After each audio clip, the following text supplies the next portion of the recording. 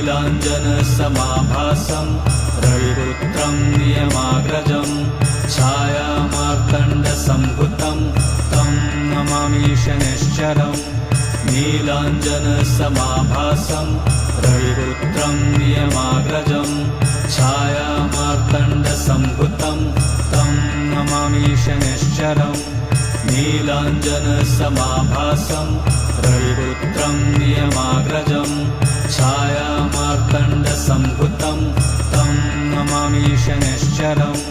नीलाञ्जनसमाभासं रविपुत्रं नियमाग्रजं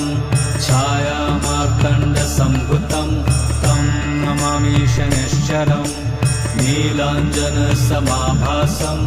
रविपुत्रं नियमाग्रजं छायामार्तण्डसम्भुतं